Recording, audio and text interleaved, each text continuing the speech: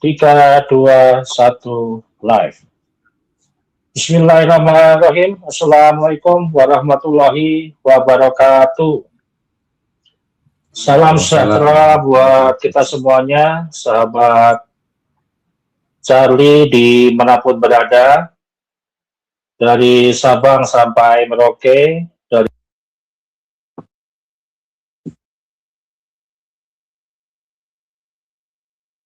dalam lindungan Allah Subhanahu wa Ta'ala. Amin, amin, ya Robbal 'Alamin.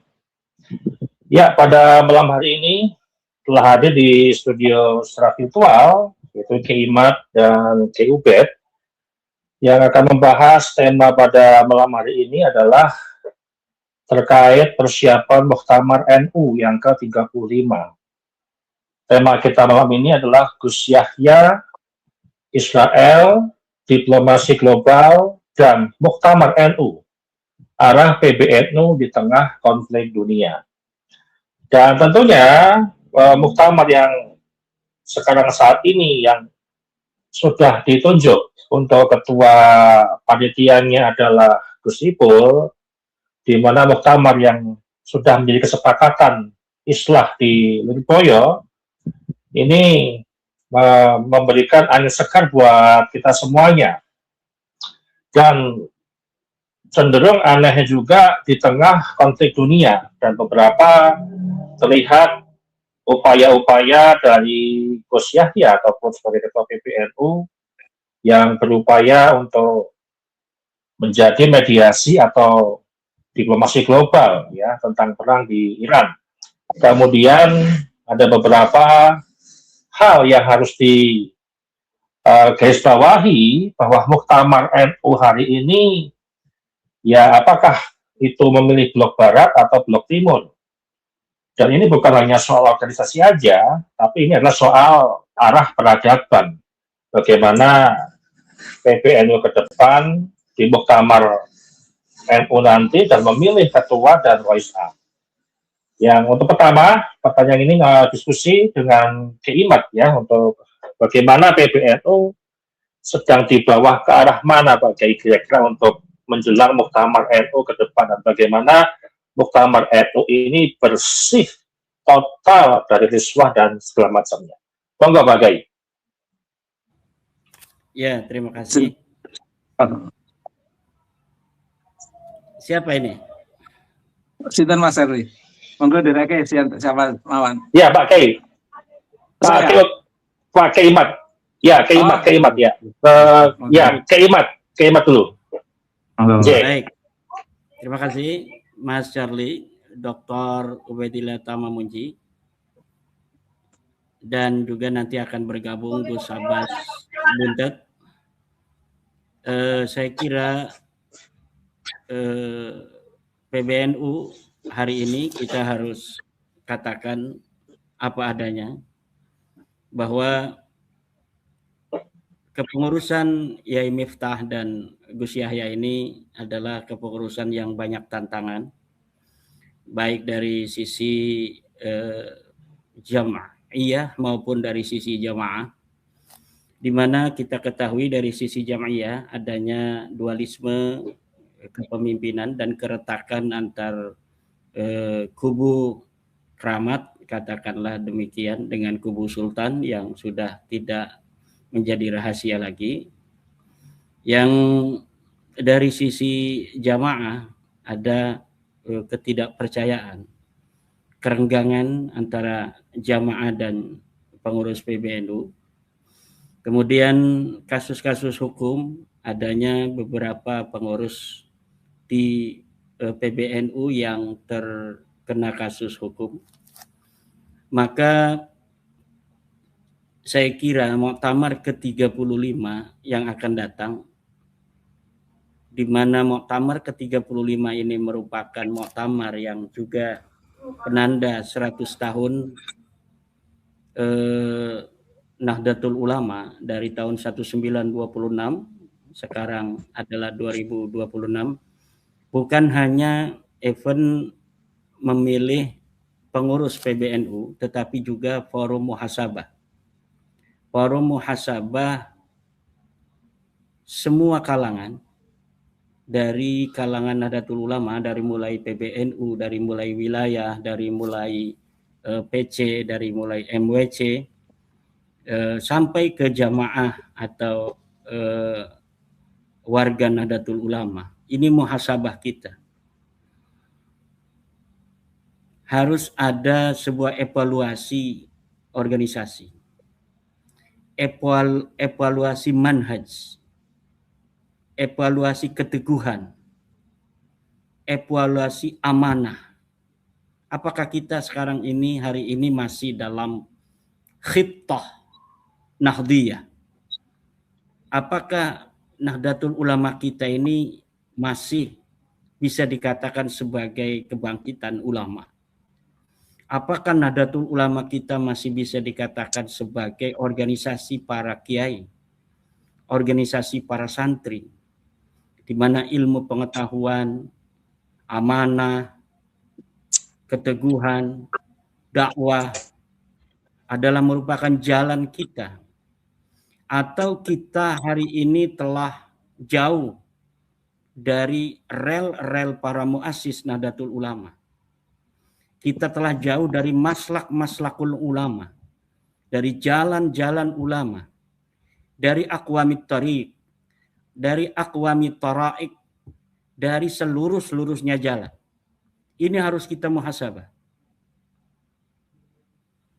Apakah Nahdlatul Ulama yang dibentuk oleh kiai-kiai Nusantara, kiai-kiai Jawa pada khususnya, masih berjalan di atas kemuliaan kiai-kiai Jawa, kiai-kiai Nusantara, atau dia sekarang menjadi jembatan bagi sebuah klan yang memanfaatkan kiai-kiai Jawa demi kepentingannya?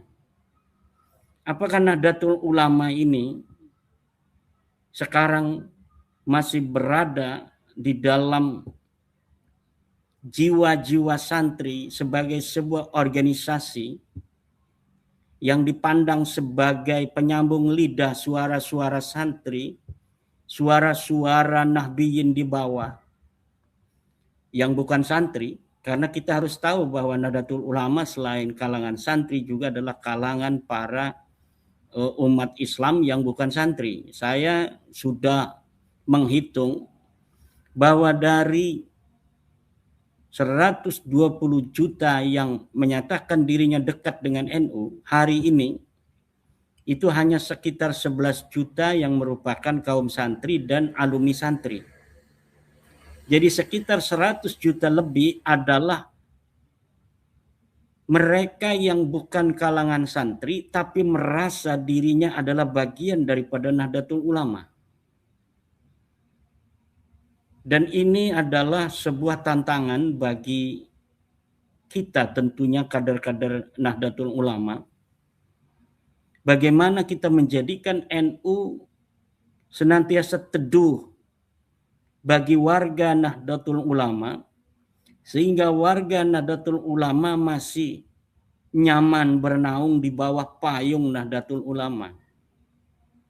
Tentu di sini dibutuhkan sebuah keteladanan dari mereka yang menjabat sebagai pengurus Nahdlatul Ulama di atas. Sebagai sebuah nama yang menggunakan kata ulama, di situ ada ilmu pengetahuan, di situ ada akhlak. Karena ulama tidak hanya terkait dengan ilmu pengetahuan, tapi di dalamnya ada akhlak. Maka siapa saja yang akan menjadi pengurus Nahdlatul Ulama di semua tingkatan, terutama wabil khusus di pengurus besar Nahdlatul Ulama, harus mencerminkan dua hal ini. Yang pertama adalah ilmu pengetahuan, yang kedua adalah akhlak. Mereka yang merasa dirinya tidak mencerminkan nilai-nilai ilmu pengetahuan dan nilai-nilai suri tauladan, lebih baik sadar diri untuk tidak mengurus Nahdlatul Ulama. Karena pengurus besar Nahdlatul Ulama merupakan sebuah kaca benggala bagi 120 juta Muslim Indonesia yang menyatakan dirinya dekat dengan Nahdlatul Ulama. Nah, kita mengerucut kepada keadaan kita hari ini di tengah-tengah Nahdlatul Ulama yang terjadi. Realitas mengatakan ada dualisme, ada masalah dalam jamiah kita. Dan masalah itu telah kemudian dimitigasi dan diselesaikan dalam forum konsultasi di Lirboyo tanggal 25 Desember 2025.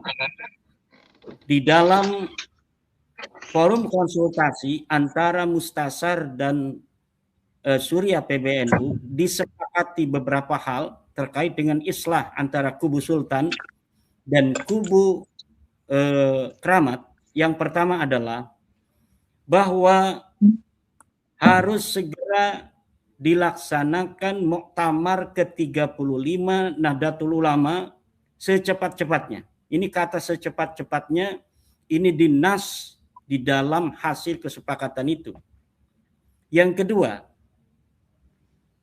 Muktamar Nahdlatul Ulama yang ke-35 dilaksanakan oleh Kiai Haji Miftahul Akhyar sebagai Rais Am dan oleh Kiai Haji Yahya Khalil Stakuf sebagai Ketua Umum PBNU dengan melibatkan mustasar, para sesepuh, dan pondok pesantren, pimpinan pondok pesantren untuk menentukan waktu, untuk menentukan tempat, dan kepanitiaan.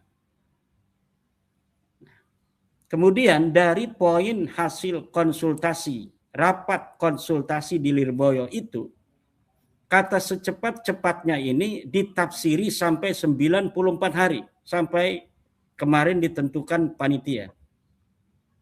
Seharusnya kata secepat-cepatnya itu adalah ketika rapat konsultasi di Lirboyo itu selesai, dua kubu duduk bersama untuk segera menyusun kepanitiaan. Tidak perlu menunggu sampai 94 hari dari mulai tanggal 25 Desember 2025 sampai 29 Maret 2026. Nah, ini sudah amanahnya, ini sudah dicederai. Kata secepat-cepatnya kemudian ditafsiri lama sampai 94 hari.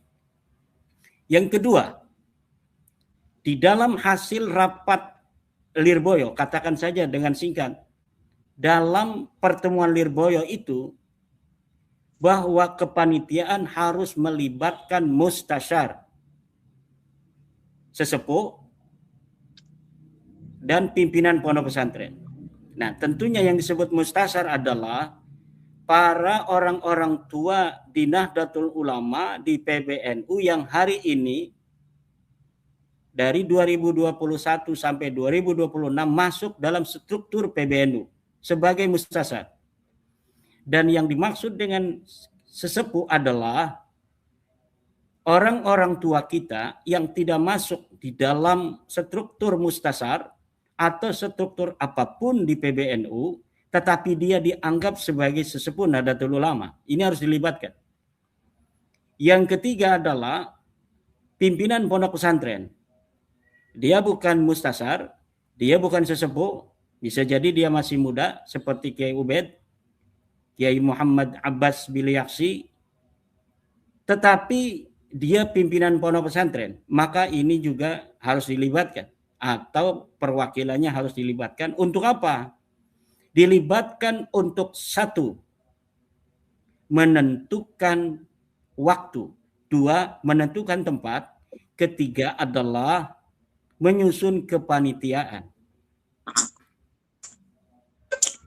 Nah, sekarang tanggal 29 ini kita telah membaca rilis dari PBNU bahwa telah dibentuk panitia.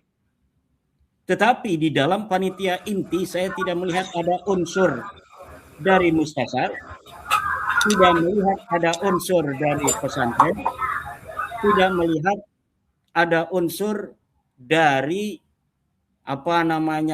kesepuhan. Saya tidak tahu apakah ini by the process sedang diproses penyempurnaan susunan panitianya, tapi paling tidak seharusnya unsur-unsur yang diamanahkan oleh pertemuan Lirboyo itu masuk di dalam kepanitiaan inti. Kalau kita mengatakan mustasar itu lebih besar daripada Rais Am dalam struktur non formal Nahdlatul Ulama, dan kesepuhan itu lebih besar daripada struktur non formal Nahdlatul Ulama, maka seharusnya mustasar dan kesepuhan dan pondok pesantren, kiai-kiai pondok pesantren itu berada levelnya di atas kepanitiaan, di kepanitiaan muktamar. Dan ini kita belum melihat itu. Ini jangan sampai penyusunan panitia muktamar mencederai amanah Lirboyo 25 Desember 2025. Nah, kemudian yang harus juga diperhatikan bahwa muktamar kali ini bukan muktamar yang seharusnya dilakukan. Dia ada kata-kata muktamar dipercepat, bukan muktamar biasa. Ini bukan muktamar konvensional. Kalau misalnya seorang Rais Am dan seorang Ketua Umum PBNU harusnya adalah menjadi pimpinan atau penyelenggara yang diatur di dalam aturan Nahdlatul Ulama, itu dalam kondisi normal.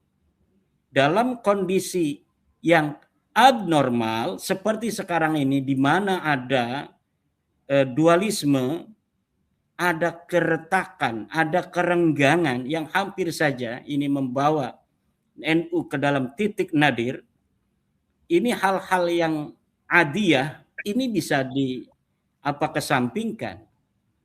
Maka forum-forum non formal seperti kesepuhan atau mustasad, untuk keterbukaan adanya ketidakpercayaan warga Nahdliyin terhadap pengurus PBNU hari ini, harusnya panitia itu dari kalangan mustasar dan dari kalangan kesepuhan dan pesantren yang harus ditonjolkan. Karena ada ketidakbiasaan, ghair adi yang terjadi di PBNU hari ini. Tetapi sudah ditunjuk katanya bahwa Gus Ipul sebagai ketua OC, kemudian Kiai Said Asrori sebagai ketua SC, atau itu saya tidak tahu itu susunan yang secara detailnya. Tetapi saya kira unsur-unsur amanah Lirboyo, yaitu mustasar, kesepuhan, dan pimpinan pondok pesantren, harusnya dicerminkan di dalam susunan panitia inti, bukan hanya sebagai pelengkap. Karena itu amanah islah, atau kita sebut amanah konsultasi di pertemuan Lirboyo. Bahkan pertemuan tanggal 25 Desember itu yang merupakan adalah terusan dari pertemuan Lirboyo sebelumnya yang dihadiri oleh Ketua PC dan Ketua PW, di mana ada kata-kata hasil pertemuan sebelumnya ketika Rais Am belum datang, yaitu penyelenggaraan muktamar dilaksanakan sebelum kloter pertama jamaah haji berangkat. Ini bagaimana kalau misalnya panitia muktamar baru ditentukan 29 Maret kemarin, 4 hari yang lalu, kemudian kloter pertama segera akan berangkat, bagaimana persiapannya? Katakanlah bahwa pertemuan sebelum ada Rais Am hadir itu tidak dianggap oleh kelompok Rais Am. Karena pertemuan 21 Desember itu diinisiasi bukan oleh Suriah. Bolehlah kata-kata itu karena memang tidak ada kesepakatan di tanggal 25 Desember. Tetapi kata secepatnya ini tidak boleh kemudian ditafsiri sampai 94 hari. Ini yarji'u ilal urf. Tidak ada orang mengatakan secepatnya itu sampai 94 hari, tidak ada itu tindak lanjut. Dan ini saya kira sudah mencederai. Tetapi kita masih ada harapan untuk kepanitiaan muktamar ini, yaitu untuk menunjukkan kepada warga Nahdliyin khususnya dan bangsa Indonesia pada umumnya bahwa Nahdlatul Ulama masih punya kehormatan, yaitu dengan para panitia ini harus mencegah adanya kabar burung yang selama ini berseliweran. Misalnya tentang riswah yang ada di arena muktamar. Panitia harus seminimal mungkin bisa terjadinya riswah dalam arena muktamar. Jadi harus dengan begitu kuat menutup seluruh kemungkinan adanya bohir-bohir yang bermain. Saya yakin kalau ada riswah pun, saya tidak yakin itu sebenarnya adanya riswah. Kenapa? Tidak ada bukti empiris sampai sekarang bahwa riswah itu pernah ada di arena muktamar. Tapi kabar burung berseliweran sepertinya mutawatir atau istifadah. Tetapi istifadah juga bisa ayyakuna asluhu talbisan. Katakanlah itu ada atau katakanlah tiada. Tetapi tugas daripada panitia muktamar hari ini berusaha sekuat mungkin agar tidak ada celah sedikit pun dalam muktamar ke-35 ini. Muktamar agung. Muktamar yang merupakan 100 tahun yang lalu PBNU atau Nahdlatul Ulama didirikan, yaitu 1926, hari ini 2026. Bagaimana caranya? Rubah sistem pemilihan pengurus. Kalau sistem pemilihan pengurus yang selama ini terjadi, ini membuka celah adanya orang-orang luar untuk masuk. Karena kiai-kiai kita, calon-calon kita, kader-kader kita nggak punya duit. Kalau kabar burung itu benar, misalnya ada satu pemilih suara itu dikasih uang 50 juta. Kalau harus 500 suara kali 50 juta berapa? Yakin saya itu bukan duitnya kiai, itu bukan duitnya calon. Pasti ada bohir di belakang itu yang tujuannya apa? Dia ingin mengintervensi Nahdlatul Ulama. Maka Nahdlatul Ulama sebagai sebuah organisasi para kiai, para santri yang besar, yang sangat mendapatkan dukungan jamaah yang begitu luar biasa, harus bersih dari segala intervensi orang-orang yang bukan kalangan Nahdlatul Ulama kepada Nahdlatul Ulama, yaitu dengan cara tidak boleh ada bohir masuk dalam arena muktamar. Uang-uang selawat dari para kiai itu saja yang boleh masuk. Saya yakin uang selawatnya kiai itu tidak akan bisa untuk mempengaruhi orang lain mencalonkan dirinya atau memilih dirinya. Karena kiai-kiai kita itu kiai-kiai yang tidak mencintai dunia. Tapi untuk kepentingan, misalnya dia merasa saya akan bisa untuk membesarkan Nahdlatul Ulama. Dan saya tidak percaya kalau orang lain dipilih bisa membesarkan Nahdlatul Ulama. Ini kadangkala ada pendapat ulama fikih yang bahwa riswah apabila dilakukan untuk mengambil kebenaran, maka itu dibolehkan. Ini kadang-kadang ada i'timad terhadap kaul itu. Ini dari kalangan orang-orang yang mencalonkan diri, kemudian dia menerima dari bohir-bohir itu untuk kepentingan kebenaran yang dia yakini. Dan saya tegaskan bahwa yang boleh dilakukan di dalam riswah yang sebagian ulama menganggapnya boleh itu hanya untuk yang hak. Misal orang sedang berperkara di pengadilan tentang tanahnya yang diaku oleh orang lain. Tanah ini tanah dia betul-betul tanah dia. Kemudian dia tahu ini hakimnya tukang korupsi, menerima suap. Kalau dia tidak menyuap, maka tanah dia yang betul-betul hak dia ini akan bisa dipindahkan kepada orang lain. Maka dalam keadaan seperti ini, ulama fikih mengatakan dibolehkan meriswah. Tetapi untuk sesuatu yang madnunah, seperti kalau bukan saya yang menjadi ketua PBNU, maka yang lain tidak akan benar. Ini tetap tidak bisa dibenarkan riswah untuk hal semacam ini. Maka saya memberikan masukan kepada panitia. Di sini ada Kiai Haji Syarif Muhammad Abbas Biliaksi, cucu daripada Kiai Abdul Jamil Kiai Abbas Buntet, yang merupakan salah satu pendiri Nahdlatul Ulama. Saya usulkan pada panitia untuk pada Muktamar ke-35 yang akan datang ini merubah sistem pemilihan. Kita nggak usah malu mengadopsi sistem pemilihan ala Muhammadiyah misalnya, atau sistem wilayatul faqih yang ada di Iran, di mana yang memilih ketua umum pun itu bisa alul halli wal aqdi atau apa saja namanya, yang penting tidak dipilih oleh banyak orang dari wilayah dan dari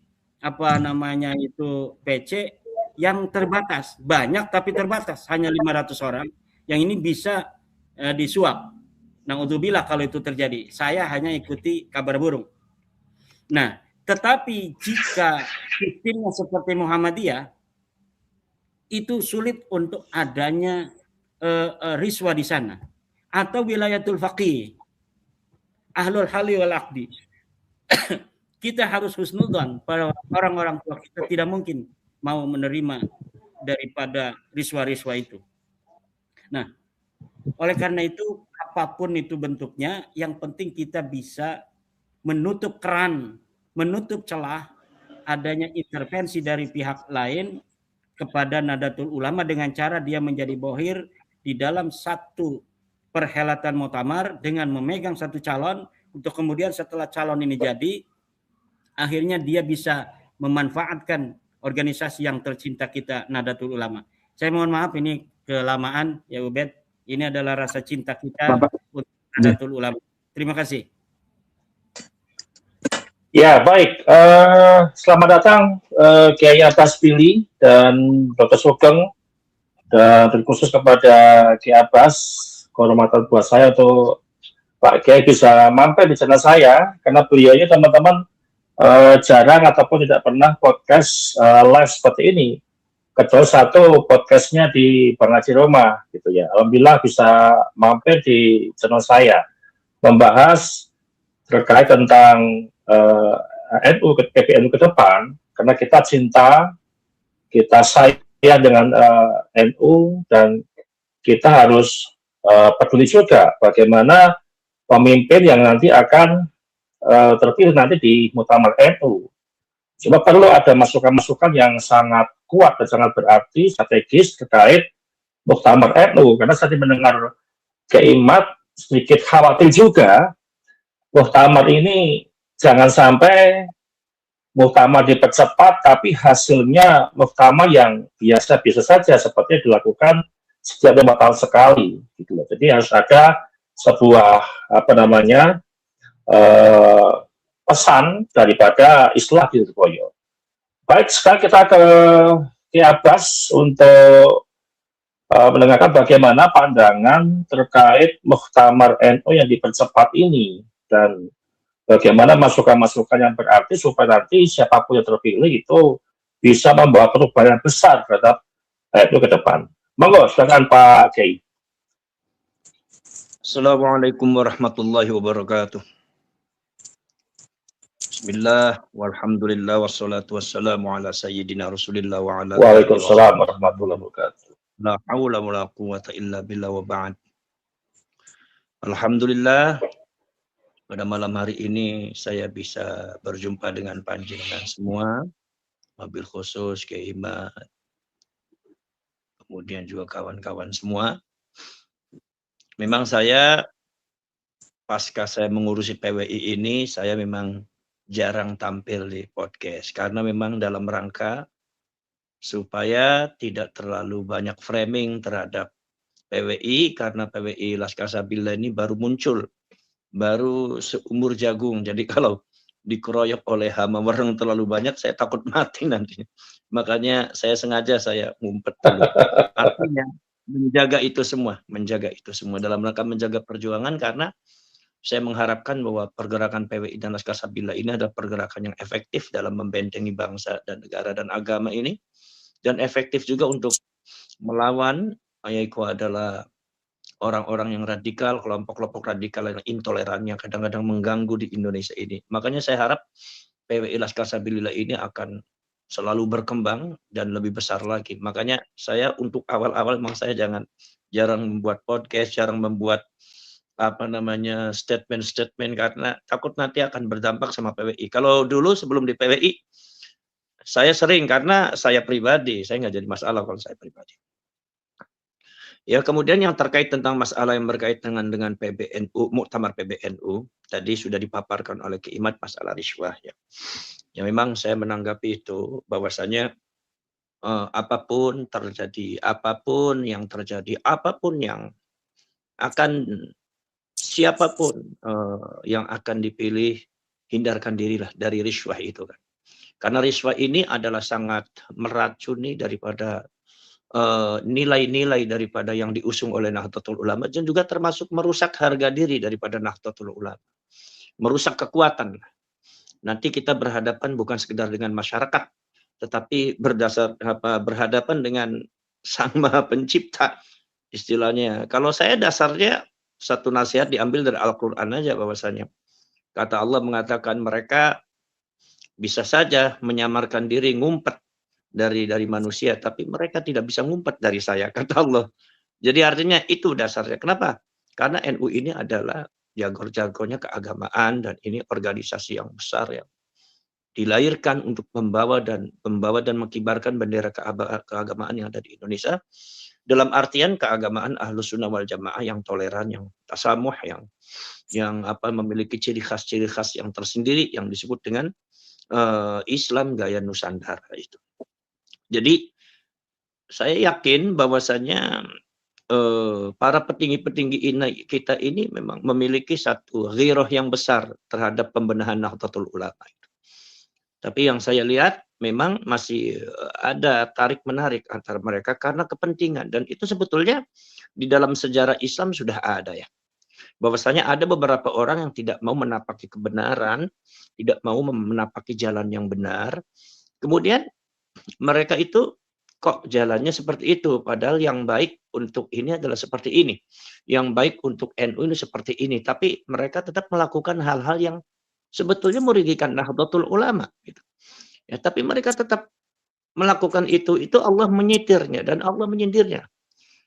Innama ta'buduna min dunillahi awthana. Sesungguhnya yang kamu sembah itu, kamu udah tahu bahwa itu adalah berhala. Tapi kenapa tetap kalian pertahankan itu? Mawaddatan bainakum fil hayatid dunya, kata Allah. Saya tahu bahwa di antara kalian ini ada kepentingan dunia, sehingga di antara kalian tidak ada yang mau tegas untuk menyatakan sebuah kebenaran. Artinya, di dalam membawa Nahdlatul Ulama itu memang harus bersih, netral daripada nilai-nilai yang sifatnya subjektif, yang sifatnya di luar perjuangan ke-NU-an dan keagamaan. Karena Nahdlatul Ulama bagi saya itu adalah satu organisasi yang kita tahu semua bahwa organisasi yang memiliki jamaah yang terbesar, bahkan di dunia terbesar ya. Jadi sorotannya pun sorotan dunia. Saya yakin walaupun NU itu tidak pernah mengadakan aksi-aksi seperti HTI, seperti kaum Wahabi atau seumpami Jamaatul Islam, tapi saya yakin orang-orang yang berkompeten dalam masalah yang berkaitan dengan pergerakan keislaman, itu saya yakin mereka bukan menunggu, mereka selalu mengintip Nahdlatul Ulama. Karena apa? Ketika NU bergerak ini, maka dunia itu akan geger.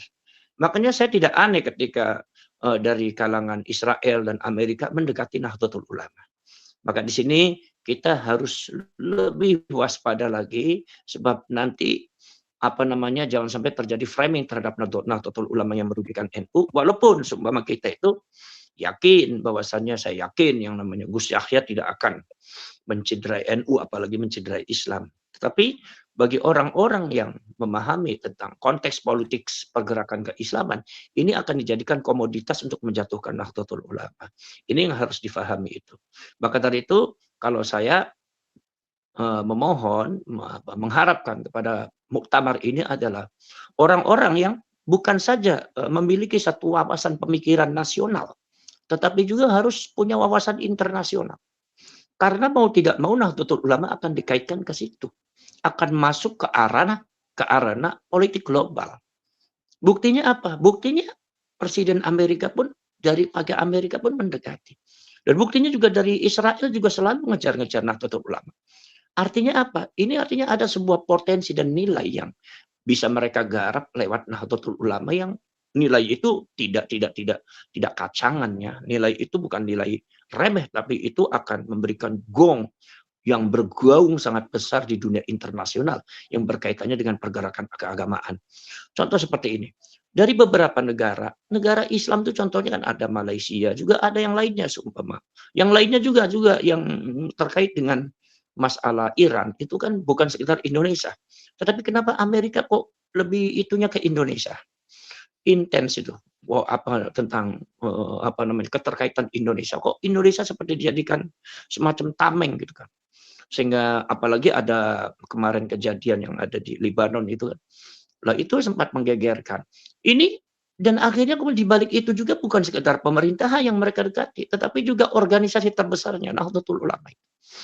Maka saya itu memiliki satu pemikiran bahwasannya kelak jadi pemimpin atau ketua PBNU dan pengurus PBNU itu harus memiliki wawasan tentang masalah politik global.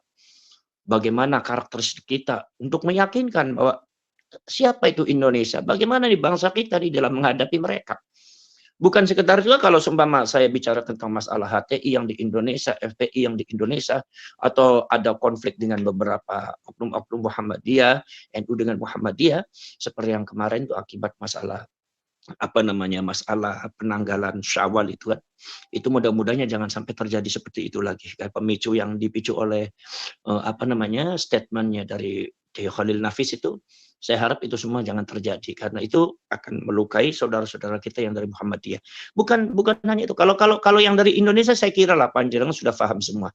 Tapi saya cuma mengingatkan bahwasannya gaungnya NU itu internasional. Jadi PBNU itu internasional. Itu berdampingan dengan presiden. Makanya kenapa kok Yahudi dengan Amerika kok Inggris kok lebih itunya condongnya ke NU bukan ke organisasi yang lain.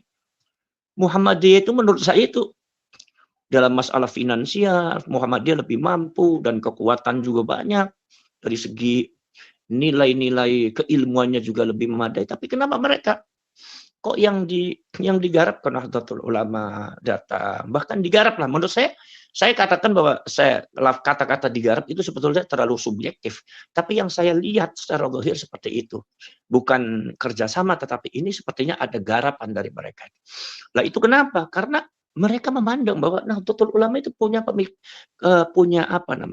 kekuatan besar. Yang mungkin kekuatan yang dimanfaatkan oleh mereka itu satu kekuatan yang kita sendiri belum tahu. Tapi mereka tahu bahwa ketika dijadikan NU diposisikan seperti itu, maka akan ledakannya sangat luar biasa yang akan menguntungkan mereka, akan menguntungkan ini loh. Ada sesuatu pemikiran yang dimiliki oleh orang-orang global itu yang kadang-kadang tidak terjangkau oleh kita sendiri yang cukup pemikirannya masih sifat lokal Indonesia. Nah ini harus betul-betul PBNU ini harus memiliki satu pemimpin yang luar biasa, yang qualified, tetapi tanpa meninggalkan akarnya. Kalau yang dilihat kabarnya, ada beberapa calon, di antaranya adalah calon daripada yang ahli dalam kepemerintahannya, di antara Pak Muhaimin, Pak Nusron Wahid, kemudian juga yang dari PWNU juga ada, di antaranya adalah Gus Rozin, kemudian juga ada Kiai Juhadi, kemudian juga ada yang dari dari kalangan pesantrennya, di antara adalah Gus Yusuf. Itu mungkin mereka membuat sebuah struktur calon-calon itu adalah diambil dari dauhnya para ulama, bahwasanya orang-orang yang dijadikan pemimpin untuk bisa memberikan petunjuk yang benar untuk ngurusin masyarakat yang disebut dengan maslahatul ammah. Itu maslahatul ammah itu dibuka dalam 3 kriteria besar. Di antaranya adalah, satu adalah orang yang harus memiliki kualifikasi keilmuan yang memadai. Di antaranya ilmul ulama.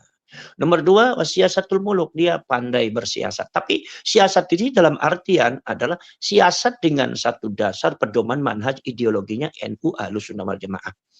Ya, NU Ahlus Sunnah wal Jamaah. Jadi jangan siasat kemudian pakai siasat orang lain gitu. Tadi masih siasat NU. Kenapa saya katakan seperti itu? Karena ada peringatannya Rasulullah SAW. Di antaranya, kata Rasulullah mengatakan bahwa al-ulama umana'ur rusul. Yang namanya ulama itu adalah orang-orang yang kepercayaannya para rasul. Tapi malam yukhalitus sultan walam yadkhulu fi dunyahu. Sehingga mereka tidak terlalu berbaur dengan sultan penguasa. Walam yadkhulu fi dunyahu. Dan tidak masuk di dalam cara-cara kehidupan mereka. Kalau mukhalatoh dengan sultan, bergaul dengan dengan penguasa, boleh, tidak jadi masalah dalam rangka dakwah sesama umat Islam dan ada tujuan-tujuan untuk dakwah Islamiyah, sehingga lahirlah apa yang disebut dengan bahwasanya yang paling bagus itu adalah mengucapkan kata-kata yang hak di depan sultanin jair, yaitu adalah atau penguasa yang jahat atau yang tidak baik itu. Lah itu artinya, saya tidak menafikan bahwasanya kita harus mendekati penguasa. Dan kita juga harus ada menaruh beberapa orang untuk jadi penguasa. Iya. Tetapi, walam yadkhulu fi dunyahum. Ini kriteria nomor 2 yang diberikan oleh baginda Rasulullah SAW. Kita jangan masuk di dalam kehidupan mereka. Kita jangan masuk di dalam cara-cara mereka. Boleh kita masukin orang, tapi kita harus ada manhaj sendiri. Kita harus punya ideologi sendiri. Kita harus punya tata cara sendiri sesuai dengan manhaj-manhaj yang dibangun oleh para leluhur Nahdlatul Ulama, sehingga NU itu sosoknya, perwakilannya, wakil-wakilnya baik yang ada di parlemen, yang ada di pemerintahan, yang ada di mana-mana pun, maka tidak akan lari dari ideologi. Saya kira ini ideologi semacam ini juga harus ada penguatan itu. Ya, itu. Sebab kalau seandainya itu sampai lari, lah ya akhirnya terjadi seperti ini.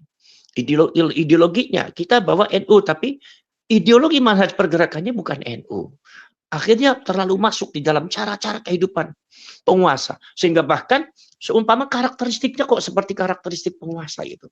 Seumpama pengurus NU-nya atau kiai-kiai yang ada duduk di PBNU-nya. Walaupun seperti yang dikatakan oleh Kiai Imad tadi, ada mustasyar, sesepuh, ada pesantren.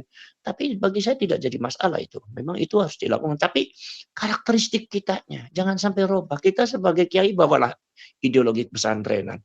Kita harus yakin, kita harus punya kita punya satu jadi keteguhan. Kita harus punya kepercayaan besar bahwa apa yang dibawa oleh kita berupa ideologi kepesantrenan ini adalah ideologi yang bisa mempertahankan bangsa, bisa menguntungkan umat Islam baik secara nasional maupun secara global. Kita perkenalkan seperti halnya orang Cina itu. Saya mempelajari orang Cina ini. Ketika seumpama diblokir Google-nya, dia bisa buat seperti Google. Ketika diblokir YouTube-nya, dia bisa buat seperti YouTube. Ketika diblokir AI-nya, dia bisa buat seperti AI. Artinya apa? Dengan cara-caranya mereka. Karena apa? Karena mereka punya abjad yang berbeda, punya kebiasaan yang berbeda. Ketika itu ada satu ekonomi global menguasai Cina tidak mau karena tidak sesuai dengan ideologi kehidupan cara-cara mereka. Akhirnya terjadi clash. Lah, akhirnya Cina mengatakan, kalau Anda punya Google, maka kami akan buat seperti Google. Kalau Anda punya AI, kami pun akan buat seperti AI. Kalau Anda pun punya YouTube, kami pun akan membuat seperti YouTube. Tapi apa? Membuat satu konsep modernisasi di dalam kehidupan sosial kemasyarakatan, tapi tanpa harus menghilangkan ideologi daripada masyarakat Cina itu sendiri ini. Itu saya kira itu barangkali utlubul ilma walau bisin itu di situ. Mereka sangat kuat sekali ya, sehingga tradisinya, ideologinya nggak pernah hilang. Bahkan karakteristik orang Cina tuh biar di mana-mana mereka membawa ideologi.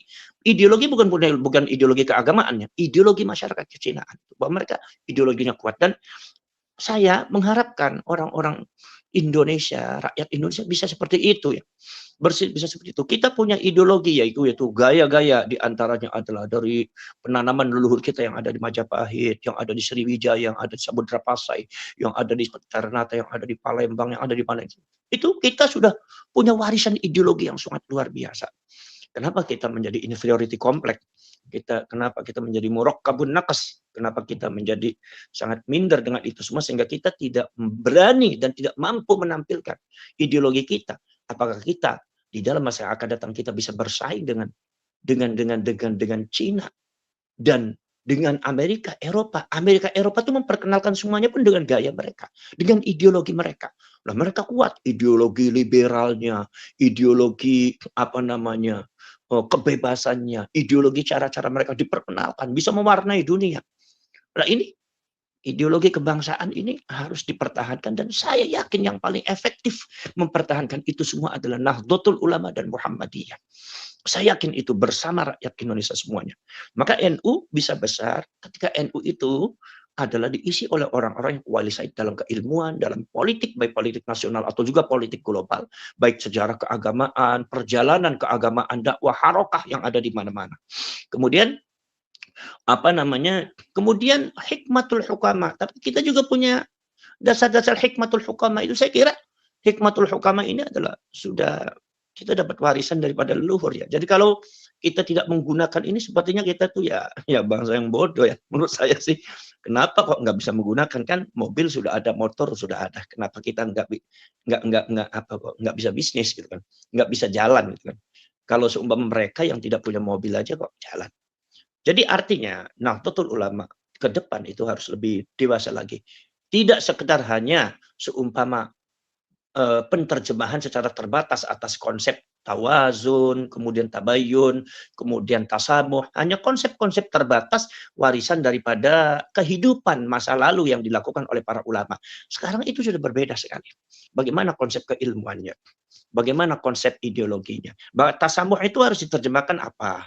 Tabayun harus apa? Ini harus ada revitalisasi dalam masalah itu supaya Nahdlatul Ulama selalu update dan selalu siap menghadapi tantangan-tantangan, tapi tanpa harus merubah daripada ideologi-ideologi yang telah diwariskan oleh para leluhur kita. Maka saya mengharapkan dengan adanya muktamar ini bisa memberikan muktamar ini adalah muktamar yang sangat menentukan.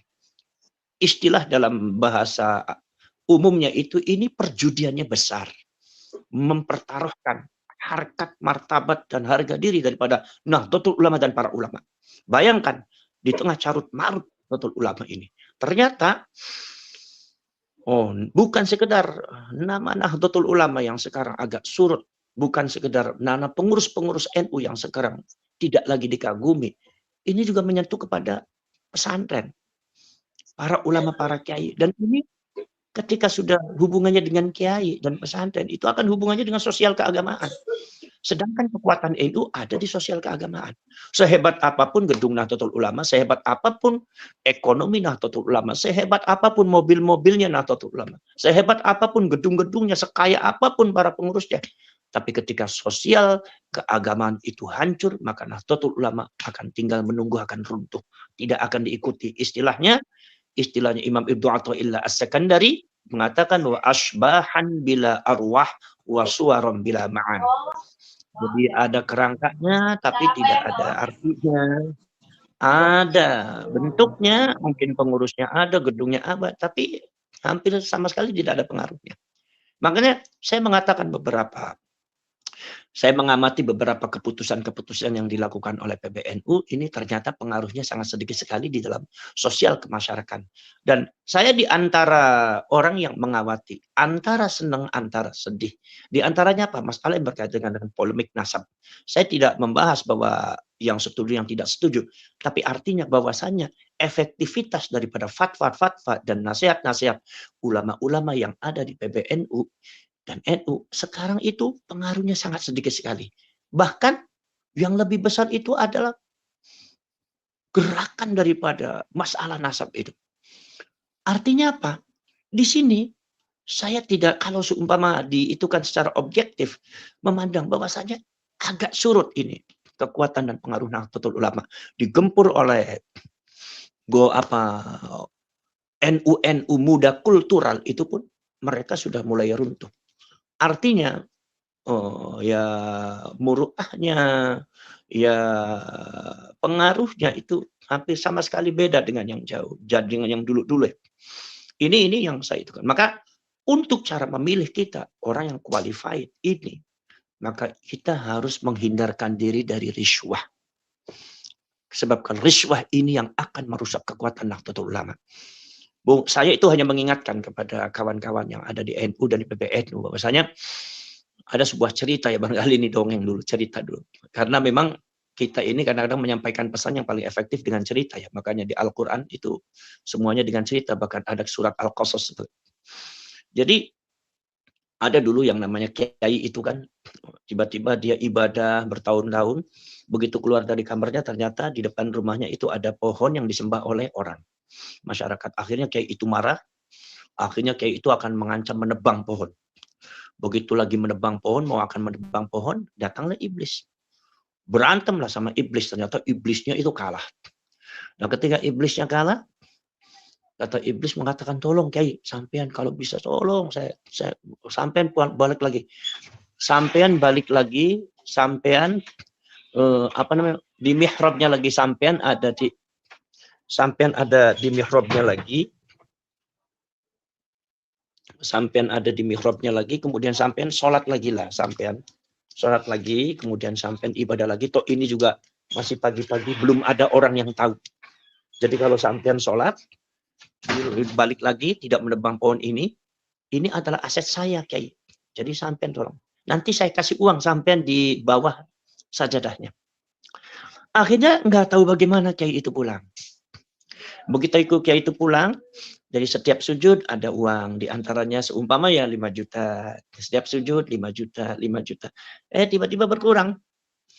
Jadi 1 juta dari 500.000 di 50.000 jadi nggak ada gitu. Begitu nggak ada, itu akhirnya kiai marah-marah lagi. Kata kiainya kurang ajar nih iblis, membohongin saya. Akhirnya dia keluar lagi, dia bawa kampak lagi, dia mau tebang lagi itu pohon. Wah, dihadang oleh iblis. Berantem lagi kiai dengan iblis, lah kali ini berbeda. Kenapa? Kalau pertama iblisnya kalah, kekuatan kiainya sangat besar. Kalau yang kali ini kiainya yang kalah, kekuatan iblisnya sangat besar. Akhirnya kiainya aneh. Kata kiai mengatakan, wahai iblis, dulu kamu tuh kalah berantem dengan saya, tapi sekarang kok kamu tenaganya sangat luar biasa, bentuknya lebih besar. Kata iblis mengatakan, kalau kemarin kamu mau menebang pohon ini adalah niatnya ikhlas lillahi ta'ala. Tapi ketika saya suap kamu, dan kamu disuap, setelah disuap, saya stop suapannya, kamu marah. Kamu mau nebang pohon, sekarang saya hadapi kamu, ternyata kamu kalah. Manggilnya pun sudah bukan kiai lagi, tapi kamu kalah. Ya. Kenapa? Karena kamu keluar sudah tidak ikhlas lagi karena ingin mengharapkan uang riswah dari saya. Jadi kekuatan kiai itu tidak ada. Maka akhirnya bukan sekadar kekuatan kiai itu hilang juga, tapi kemungkaran pohon itu juga akhirnya tidak bisa dihentikan. Maka sangat berbahaya sekali kalau semua Nahdlatul Ulama itu tidak bisa menghasilkan satu kepengurusan yang tidak qualified-nya. Ya. Kalau saya mengharapkan semuanya itu juga dikaitkan seperti apa yang disampaikan oleh Kiai Imad ya, tanpa like or dislike ya. Saya kemarin juga sangat kaget ya ketika ada beberapa saudara yang di PBNU itu mengirimkan sama saya, Gus, ini di antara panitia ya. Ternyata di situ ada beberapa personality yang saya anggap kedudukannya tidak netral. Menurut saya itu kurang netral. Nanti ini hasilnya, saya khawatirnya hasilnya akhirnya jual beli lagi. Artinya apa namanya, ada istilahnya itu adalah ya proses seperti itu, akhirnya tidak mendapatkan orang-orang yang qualified lagi. Jadi dipilih berdasarkan beberapa kepentingan-kepentingan yang sebetulnya tidak ada kaitannya dengan Nahdlatul Ulama, tetapi di masa yang akan datang, bahkan sekarang pun itu akan menjatuhkan muruah NU sebagai pergerakan keagamaan Ahlus Sunnah wal Jamaah, kemudian juga muruahnya para ulama, para kiai dan PBNU. Ya, seperti contohnya sosok Gus Ipul. Gus Ipul kemarin juga kan sempat ada masalah ya dengan Gus Yahya. Kemudian juga sosok Pak Nuh, Pak Muhammad Nuh juga. Kemarin saya juga aneh ketika Yai Zulfa Mustafa ditanya, ternyata yang jawab terus itu kok Pak Muhammad Nuh itu kan. Malah Kiai Zulfanya seolah-olah kayak bingung itu kan. Ini ada apa ini? Lah kita ini bukan hidup di era tahun 60-an, tapi kita sudah mengerti semua Bapak. Itu gejala-gejala yang kurang bagus menurut saya. Jadi ada sesuatu kekuatan yang besar untuk menangkap Nahdlatul Ulama. Untuk kepentingan-kepentingan yang tidak benar. Baik kepentingan nasional ataupun juga ada kepentingan politik global dan pergerakan yang ada di global. Jadi itu yang harus kita tangkal ya. Kenapa? Karena itu semua akan merusak NU. Sementara Nahdlatul Ulama ini adalah satu-satunya organisasi yang sangat diharapkan ya keberadaannya di Indonesia dan juga termasuk untuk menangani yang sifatnya global ya, internasional lah. Maka dulu Mbak Wahab Hasbullah dan Mbak Hashim Asy'ari juga sempat kan datang ke Saudi Arabia untuk mencegah pemerintah Saudi untuk membongkar makam. Itu artinya apa? Artinya Nahdlatul Ulama itu dibentuk oleh para masyayikh itu bukan sekedar untuk Indonesia, tetapi juga untuk dunia internasional adalah Ahlus Sunnah wal Jamaah. Cuma saya membacanya, ketika saya membaca ada di satu pergolakan Harakah Islam yang ada di Mesir, Harakah Islam yang ada di apalagi Iran ya, di Persia. Persia kan dulunya Ahlus Sunnah wal Jamaah juga. Kemudian yang ada di Syria, yang ada di Jordan. Itu hampir Ahlus Sunnah wal Jamaah ini memang pergerakannya sangat lemah sekali di mana-mana itu. Jadi saya sendiri belum tahu itu apa itu dasar, itu harus kita cari itu apa itu buahnya. Jadi pergerakannya ya, bukan masalah kekuatan ideologi ya atau kebenaran. Ini pergerakannya sangat lemah. Sehingga beberapa di Syria itu adalah pos-pos Ahlus Sunnah wal Jamaah dikuasai oleh Syiah. Di Irak juga dikuasai oleh Syiah. Bahkan sekarang Persia, Iran sudah isinya Syiah semua. Ahlus Sunnah wal Jamaah malah udah diatur-atur, nggak boleh buat masjid dan segalanya. Artinya secara harokat ini kita sebagai Ahlus Sunnah wal Jamaah itu harus dibangun lagi. Apa yang kata Kiai Imad tadi, jangan gengsi-gengsi lah. Jangan malu-malu dan jangan segan-segan untuk mengambil beberapa pelajaran daripada pergerakan orang lain atau organisasi lain asal ya, ada syaratnya. Asal yaitu sesuai dengan ideologi Ahlus Sunnah wal Jamaah Al-Asy'ariyah wal Maturidiyah dan Nahdlatul Ulama. Itu saja dulu dari saya. Assalamualaikum warahmatullahi wabarakatuh. Waalaikumsalam warahmatullahi wabarakatuh.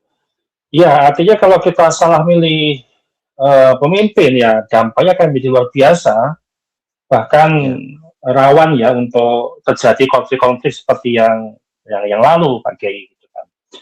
Ya. Baik, kita ke Kiai Ubed untuk menanggapi, nanti dilanjutkan dengan Dr. Sugeng. Monggo Kiai Ubed. Terima kasih Mas Herli. Takziman wa ikroman saya teruntuk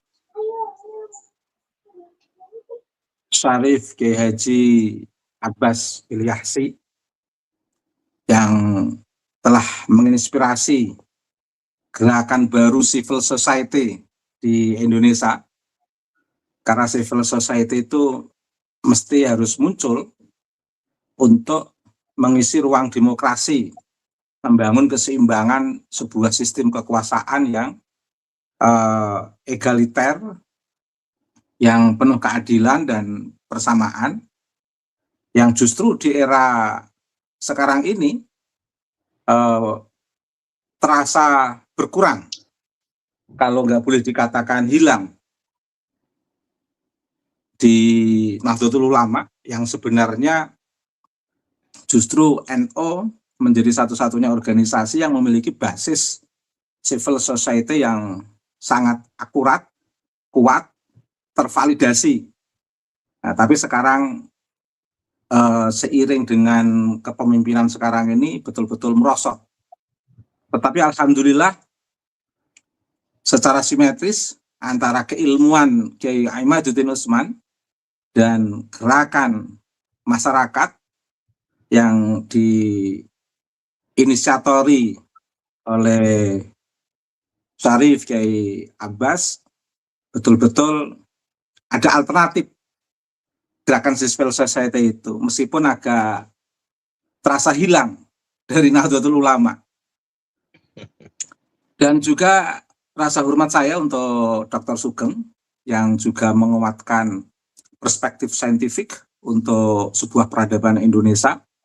Dan ini menurut saya sangat penting karena Indonesia untuk membangun sebuah peradaban harus dimulai dengan kesadaran untuk menerima ilmu pengetahuan. Termasuk ciri khas ulama harus menerima peringatan melalui ilmu pengetahuan. Jadi ulama itu memang tidak boleh main perasaan. Ulama itu mainnya main keilmuan. Dan Dr. Sugeng cukup sukses menandai perspektif saintifik di Indonesia ini, menguatkan keilmuan Kiai Ahmaduddin Utsman dan sekaligus terjembatani menjadi sebuah gerakan transformasi Kiai Syarif, Kiai Abbas di tengah masyarakat untuk bersama-sama masyarakat mengisi ruang civil society. Baik, pertama kita memang sepakat bahwa riswah jangan terjadi di tengah muktamar organisasi yang kita cintai, Nahdlatul Ulama. Kalaupun sebenarnya dibandingkan dengan mengeluarkan uang untuk sebuah al-ahaq wal mustahak, itu sebenarnya bukan dalam konteks riswah, mengeluarkan uang untuk konteks al-ahaq wal mustahak, tapi al-ahaq ayat taba'a li izil Islam wal muslimin sebenarnya, bukan dalam konteks riswah.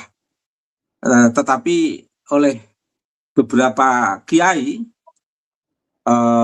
dimasukkan dalam ruang basul masail, seolah-olah memang itu disebut sebagai sebuah diperbolehkannya riswah dalam konteks sebagai sebuah hak. Tapi sebenarnya bukan dalam konteks diperkenankannya riswah, tapi memang itu bagian daripada jihad fisabilillah bil mal. Karena di sana ada al-ahaq ayat taba'a li izil Islam wal muslimin, sebenarnya konteks fikihnya di sana. Terkait dengan muktamar, Mas Charlie, juga penonton setia Charlie Channel, saya ingin menyampaikan ada gejala yang sangat mengkhawatirkan menurut saya. Kita perlu tahu dan perlu memahami waqi'iyah duduk persoalan diadakannya muktamar dipercepat itu karena ada permasalahan internal PBNU yang luar biasa yang nampak secara publik di kalangan kiai, di kalangan nahdliyin, dan bahkan masyarakat Nusantara. Lah, tujuannya apa dipercepat? Untuk melewati kepengurusan sekarang ini. Biar segera diganti maksudnya. Artinya biar segera diganti, biar besok tidak jadi lagi, biar kepengurusan baru, wajah baru, biar nuansa KNU-nya ini kembali lagi. Nuansa civil society, nuansa keadilan, kesetaraan, nuansa kemanusiaan yang ada di PBNU ini betul-betul nuansa organisasi sosial kemasyarakatan, bukan nuansa organisasi politik. Sehingga harus dipercepat muktamar itu. Nah, tetapi menjadi problem ketika pengurus yang akan datang, pengurusnya masih sama dengan pengurus yang sekarang. Kalau masih sama ya nggak usah muktamar dipercepat, diperlambat aja sekalian. Nah, jadi duduk persoalan muktamar dipercepat itu sebenarnya ada sebuah ghirrah, ada sebuah al-aslah, sumal aslah, ada sebuah upaya untuk membangun keseimbangan kepengurusan yang betul-betul kepengurusan yang sempurna dalam konteks sebagai organisasi yang transformatif. Sementara yang ada sekarang ini sangat tidak transformatif, mencerminkan sebagai sebuah kepengurusan yang memang transaksional, sangat politis. Oke, cirinya di mana? Itu nampak elit PBNU sekarang ini itu transaksional dan politis. Cirinya melepaskan diri dari gerakan transformasi. melepaskan diri dari proses pendampingan dan pencerahan. Sebagai seorang pengurus organisasi, itu ngayomi, itu membimbing, itu datang di tengah masyarakat, mendengarkan suara masyarakat, kemudian menjawab problem masyarakat dengan pandangan-pandangan masyarakat yang dikumpulkan oleh seorang pemimpin organisasi. Sehingga seorang pemimpin organisasi itu menjawab problem masyarakat dari pendapat masyarakat yang telah tersistematisir oleh seorang pengurus organisasi dengan dikuatkan oleh teori-teori pembebasan dan pencerahan. Sehingga masyarakat merasakan betul bahwa problem yang mereka hadapi itu jawabannya bisa mereka ukur, karena tanpa disadari masyarakat itu sebenarnya sudah bisa menjawab masalahnya. Cuman tidak semua masyarakat bisa mensistematisir atau mengorganisir pandangan-pandangan genuinnya ketika menghadapi masalah. Pada fenomena masyarakat yang seperti ini, itu dibutuhkan seorang organisatoris, seorang intelektual yang terlibat di tengah masyarakat. Lah, elit sekarang ini bukan merangkul masyarakat, malah justru melempar masyarakat. Nabi Muhammad sebagai seorang nabi punya hak untuk memarahi umatnya dalam istilah saya itu. Itu pun tidak rela ada orang muslim mengkafirkan orang muslim. Tetapi elit PBNU sekarang ini menuduh anggotanya sendiri bukan sebagai bagian daripada nahdien kultural dan nahdien struktural. Seolah-olah yang berbeda itu Syiah, itu Ruwaibidah, dan lain sebagainya, dan lain sebagainya. Ini artinya tidak mendampingi, tapi ingin melempar jauh warga yang memiliki basis fundamental atau warga yang menjadi basis fundamental gerakan Nahdlatul Ulama, yaitu masyarakat bawah, masyarakat grassroots, masyarakat pesantren. Lah, elit sekarang ini itu tidak banyak memahami di masyarakat kita ini itu ada problem yang harus diselesaikan. Sebenarnya kalaupun tidak bisa menyelesaikan problem masyarakat, ya jangan ngaruh-ngaruh. Nah, jangan merepoti, biar masyarakat yang menjawab. Problem KRT Sumodiningrat di Semarang yang sedang dibelokkan misalnya, nggak bisa membantu, ya jangan ngaruh-ngaruh gerakan-gerakan yang sekiranya akan meluruskan sejarah. Jangan ngaruh-ngaruh gerakan-gerakan yang sekiranya ingin membangun kemanusiaan, keadilan, dan kesetaraan. Karena di masyarakat ini ada sebuah ketimpangan yang dibangun oleh kelompok tertentu, dalam konteks ini klan Ba'alwi, membangun sistem kelas sosial yang hegemonik dan membangun sistem kelas sosial yang di sana ada relasi kuasa yang tidak seimbang. Dan ini sangat menyakitkan bagi masyarakat bawah, grassroots. Selalu dikatakan ulamanya saja direndahkan. Perbandingan ulama dan mereka 70 ulama dan mereka 1 misalnya. Termasuk juga jangankan mengungguli, setara saja nggak boleh. Ini kan membangun sistem inlander, ketidakadilan, ketidakmanusiawian, hegemoni, dan sebagainya. Nah, masyarakat memahami fenomena ini sedang berupaya untuk membebaskan diri dari belenggu-belenggu hegemoni, dan ini sebuah perjuangan yang luar biasa, kesadaran yang tumbuh dari masyarakat tanpa dampingan dari elit yang sebenarnya diharapkan. Lah, sebenarnya kalaupun nggak dampingi nggak apa-apa, tapi jangan ngaruh-ngaruh. Nah, yang menjadi problem elit PBNU sekarang ini itu mencoba membungkam sebuah kesadaran kolektif masyarakat untuk membangun kemanusiaan, keadilan, dan kesetaraan. Nah, akhirnya terasa tidak salah kalau mereka itu dikatakan sebagai elit yang duduk di PBNU, sebagai elit yang sangat politis, bukan sebagai elit PBNU yang transformatif, yang membebaskan, yang mencerahkan, betul-betul elit yang politis. Nah, akhirnya apa? Mereka menghadapi masalah bukan karena dari masyarakat.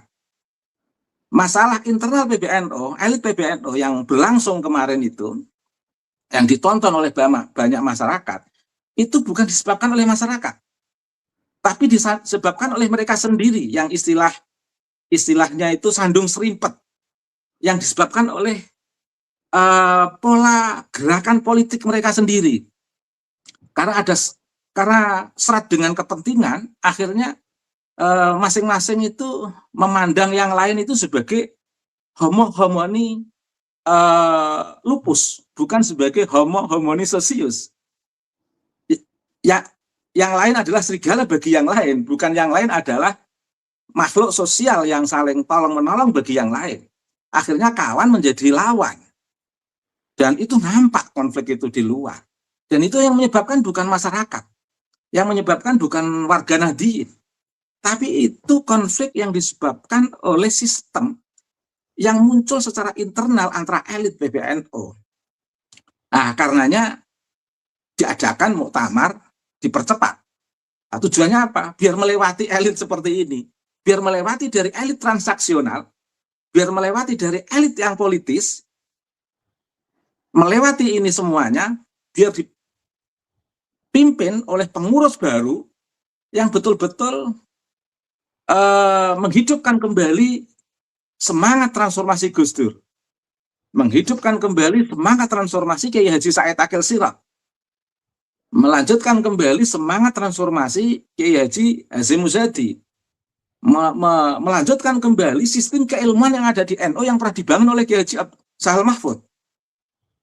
Bagaimana Kiai Sahal Mahfud itu menata NU itu, pengurus NU itu harus betul-betul lebih menjaga marwah Hasan At-Turos, dalam konteks ini keilmuan, bil ilmi wa tuqa.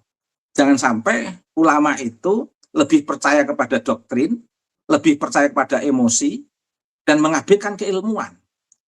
Nah, di era Mbah Sahal, permasalahan apapun, permasalahan masyarakat, itu dipecahkan melalui lembaga Basul Masail. Jadi, nuansa dialektika keilmuan itu berjalan di era Mbah Sahal. Luar biasa. Sekecil apapun perkembangan masyarakat, kalau sekiranya itu menjadi problem masyarakat, dibahas di lingkungan kiai-kiai di lingkungan Nahdlatul Ulama sebagai sebuah basis keilmuan yang nanti bisa menjadi dasar transformasi di tengah masyarakat. Jadi transformasi dibangun atas dasar keilmuan Hasan At-Turos dan dikontekstualisasikan oleh para aktivis NU di lingkungan masyarakat. Luar biasa. Nah, sekarang ini ada problem masyarakat, pembelokan makam misalnya. Tidak ada Basul Masail. Bagaimana hukumnya membelokkan makam? Biar menjadi referensi atau rujukan masyarakat menghadapi fenomena pembelokan makam. Bagaimana Ronson mengada-adakan sebuah kuburan yang tidak jelas historisitasnya kemudian tiba-tiba dimunculkan sebagai makam keramat, katakan begitu. Bagaimana fenomena menciptakan kuburan yang tidak punya dasar historisitas dari perspektif fikihnya. Dari perspektif keilmuan tentu sudah jelas, tapi ketika dimusyawarahkan oleh seorang ulama, ini bisa menjadi inspirasi masyarakat untuk melakukan sebuah gerakan antisipatif agar apa yang dimusyawarahkan para ulama ini tidak terjadi di tengah masyarakat. Nah, termasuk juga bagaimana merespon perkembangan saintifik DNA terkait dengan cucu Nabi. Dan warga Nahdien itu warga yang betul-betul sangat mencintai para dzurriyyah Nabi. Nah, ini ada fenomena yang dikenal sebagai dzurriyyah Nabi, tapi ternyata ada perkembangan historis, historiografi, ada perkembangan saintifik DNA, ada perkembangan filologi yang ternyata membongkar mereka itu nggak ada hubungannya dengan Nabi, lan Ba'alwi itu. Bagaimana Kiai harus merespon? Kalau dulu dalam konteks tidak ada masalah, husnudzon bisa. Ini sekarang ini kan bocil-bocil di sosial media, refleksinya selalu pamer sertifikat nasab. Di mana-mana selalu bicara nasab. Sampai risih sosial media itu. Agama itu hanya diisi ketika mereka yang ceramah, hanya diisi oleh glorifikasi dan pamer nasab. Dan fenomenanya dalam konteks sosial keberagaman nggak bagus di tengah masyarakat. Nah, kemudian muncul perkembangan ilmu pengetahuan dari kajian yang saya sebutkan ini tadi, ini menarik. Bagaimana Kiai merespon ini? Karena ini menjadi bagian daripada keberagamaan warga Nahdien. Nah, bagian daripada keberagaman warga Nahdien, bagian daripada historisitas warga Nahdien. Nah, warga Nahdien itu seorang para pengikut agama yang tidak bisa dilihat dari perspektif normativitas saja, tapi juga punya historisitas, punya keberagamaan. Dan ini bagian daripada gawang yang harus dijaga oleh Nahdlatul Ulama, yang mestinya harus menjadi titik kesadaran para elit di era sekarang ini. Karena ini di luar respon, masyarakat diem saja, tetap bergerak. Seperti Syarif Kiai Abbas tetap bergerak, menginspirasi masyarakat membangun gerakan civil society, membangun keadilan, kemanusiaan, dan kesetaraan, Kiai Imad, Dr. Sugeng. Ini berjalan tanpa iringan sebuah organisasi besar yang sebenarnya menjadi bagian daripada kawasan yang harus dijaga, sebagai jaga gawang lah katakan organisasi ini. Tapi ini tidak berjalan. Meskipun begitu masyarakat tidak marah. Kemudian ada masalah internal, itu sebenarnya kan masalah mereka sendiri, nggak ada hubungannya dengan masyarakat. Alah, dari fenomena itulah maka ya udahlah muktamar dipercepat, biar segera ganti pengurus, biar segera ada pembaharuan, biar segera ada reformasi, biar segera ada restrukturisasi, biar NU bisa tancap gas, jalan kencang, melakukan pembebasan, pencerahan, membangun kemanusiaan, keadilan, dan kesetaraan. Targetnya ke sana. Lah, saya membaca ada gejala yang kalau istilah saya itu ta'jilu aqdil mu'tamar lil am lil Jami'ah Nahdlatul Ulama li tajawuzi wa tahallusi min tajaribi ahdil idarah al-haliyah walakinnaha satatawalla al-qiyadata marratan ukhra fil ahdil qadim. Bahada amrun la yajuzu as-sukutu anhu. Nah, simpulan saya di situ, Mas Serli. Diadakan muktamar itu tujuannya untuk melakukan reformasi terkait dengan fenomena yang ada, tapi saya membaca gejala yang menjadi elit sekarang ini, saya baca 80% itu akan jadi pengurus baru nanti. Di samping didukung dengan suasana kepanitiaan. Ini sebenarnya mengkhawatirkan sekali. Itu aja Mas Serli, sebagai pengantar. Terima kasih. Ya, baik. Memang sepertinya muktamar ini itu memang saatnya dan memang harus untuk bersih-bersih ya. Bersih-bersih dari unsur-unsur riswah, kemudian bersih-bersih dari oknum-oknum ya yang masih membantu mengglorifikasikan nasabah Alawi ataupun bersih-bersih dari hal-hal lainnya yang tidak mengedepankan untuk kepentingan umat, ya kan? Nah, ini yang memang harus kita benahi dan bagaimana muktamar NU nanti jangan salah pilih pemimpin.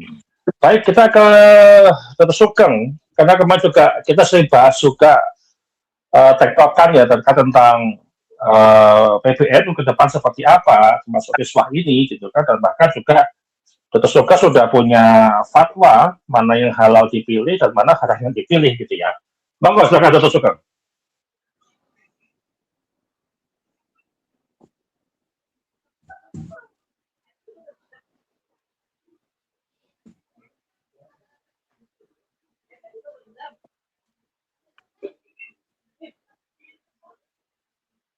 Suara Pak Dokter, suara belum nyala.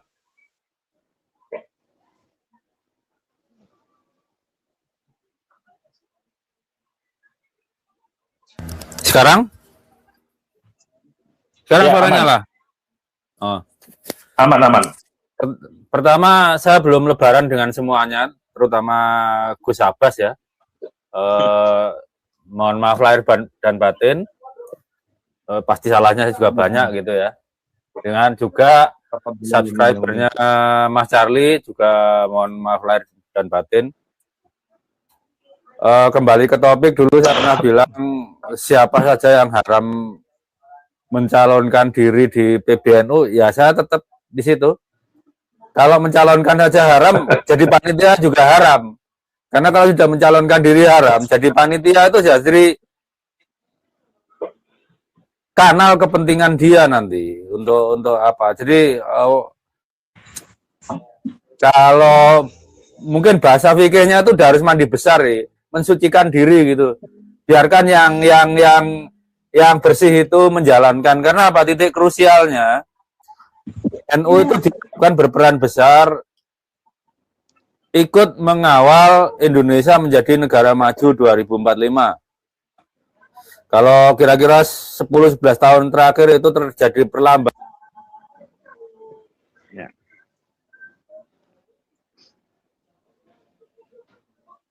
Mati lagi sudah Pak Dok.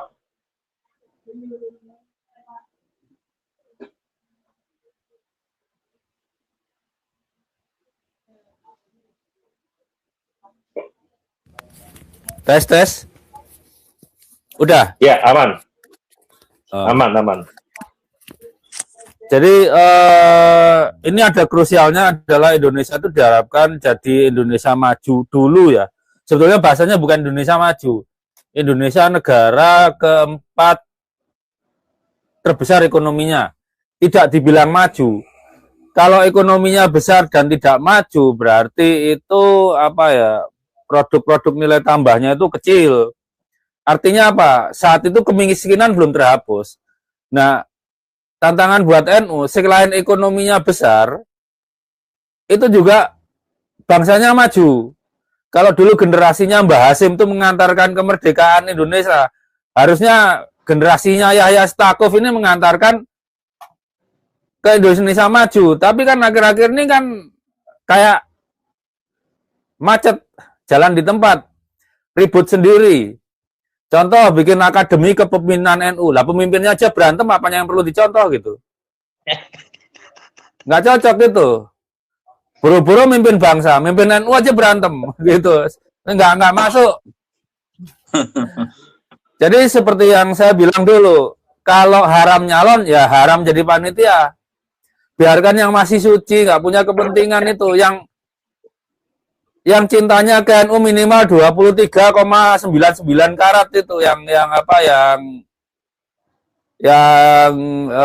mengambil alih kepemimpinan. Saya malah nggak peduli dia kemampuan fikihnya apa atau apa, tapi cintanya ke NU 100% gitu loh. Jadi NU itu ke depannya jadi katalisator dan akselerator kemajuan Indonesia, bukan hanya kemajuan Nahdien. Cuma paling susah nanti adalah mentransformasi Nahdien. Karena lah kalau kiainya aja susah ditransformasi, gimana umatnya gitu. Susah itu. Makanya mengulangi prestasinya Mbah Hasim itu susah. Mbah Hasim dan generasinya berhasil memerdekakan Indonesia. Nah sekarang generasi ini sampai hari ini tidak ada tanda-tandanya berhasil memajukan buru-buru Indonesia. Nahdien aja enggak. Terus kita lihat dah, dibandingkan Ayatullah di Iran itu kayak apa sih? Ayatullah di Iran itu bayang dokter loh.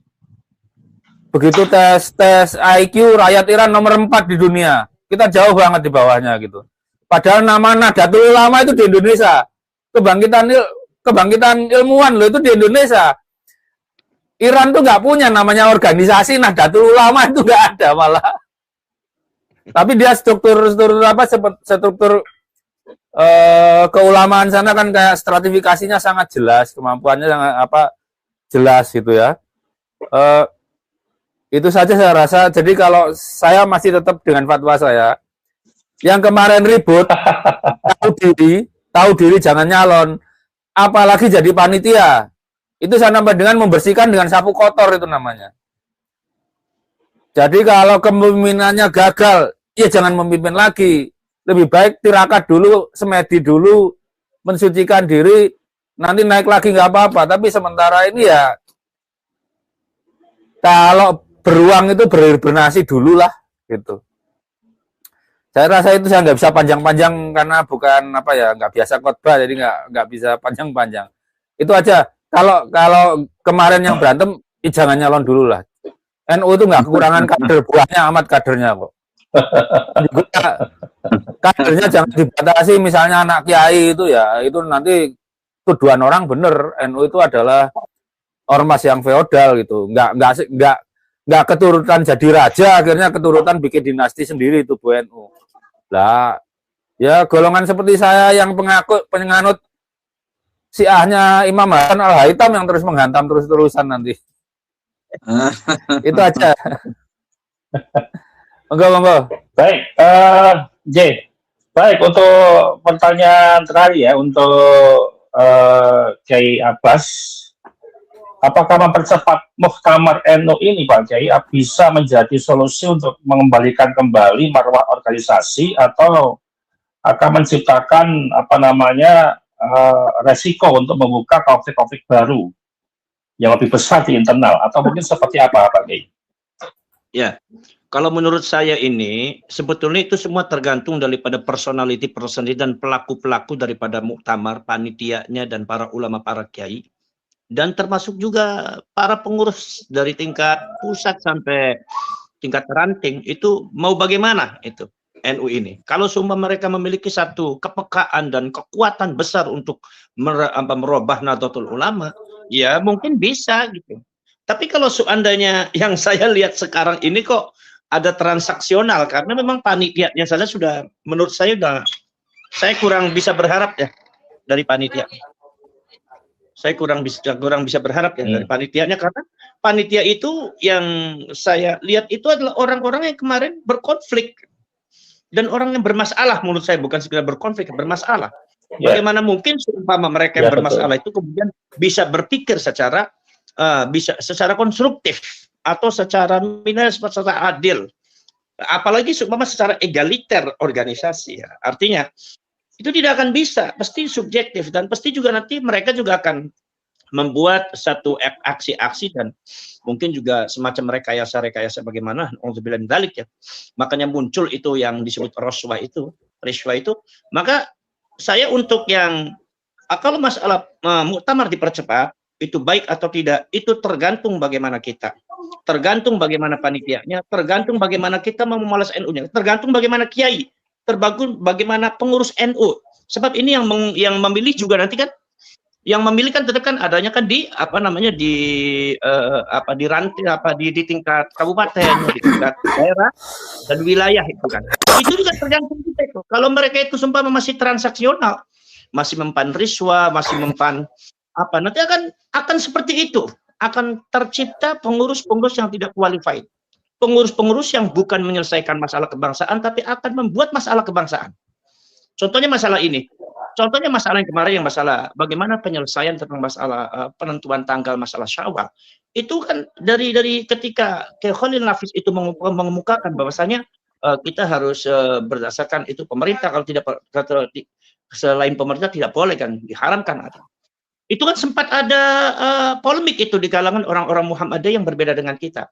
Artinya walaupun secara normatif itu memang seperti itu yang dipahami oleh Nahdlatul Ulama, tetapi dalam tataran tatbiqul ahkami syar'iyyah itu harus tadrij, harus ada fasenya, harus ada toleransinya. Itu yang mungkin kurang difahami oleh Khalil Nafis itu. Sehingga al-ahkamu syar'iyyah itu langsung ditatbik begitu saja. Padahal Rasulullah nggak seperti itu. Yang namanya mabok itu sudah haram, sejak zamannya Nabi Nuh pun sudah haram. Tapi ketika hukum itu diterapkan, maka ada fasenya. Rasulullah tidak langsung ini langsung haram, itu langsung bisa. Itu enggak. Tetapi harus ada fasenya. Di sini ada antara tatbik dengan hukum itu beda ya. Makanya kalau yang saya harapkan idealnya dipilih pengurus yang lebih baik lagi, dan adanya percepatan ini itu bisa mengadakan transformasi pengurus NU dan pergerakan ke-NU-an untuk membenahi semuanya, termasuk juga nama baik dan kepercayaan masyarakat atau warga NU, kemudian juga bisa menyelesaikan masalah dengan lebih dewasa lagi, lebih berwawasan lagi, lebih bermartabat lagi.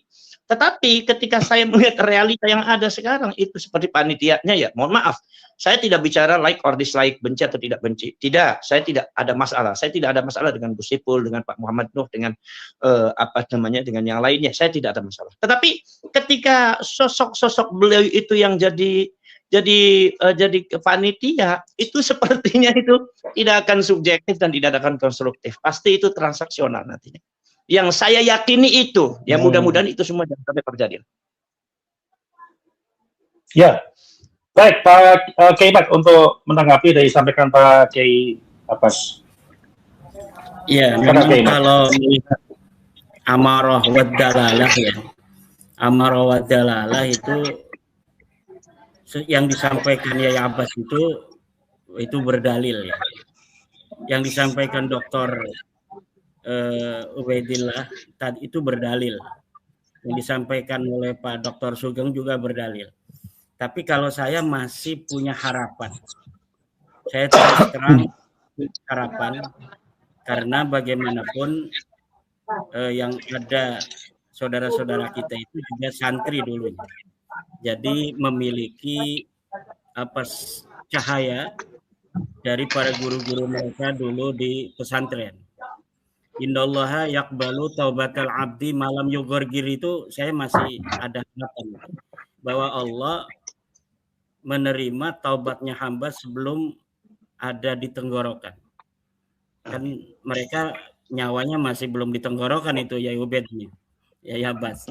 Mudah-mudahan aja sebuah komitmen yang kuat dari mereka ini untuk betul-betul mempunyai kepedulian yang luar biasa terhadap Nahdlatul Ulama, bahwa ini adalah 100 tahun pas Nahdlatul Ulama.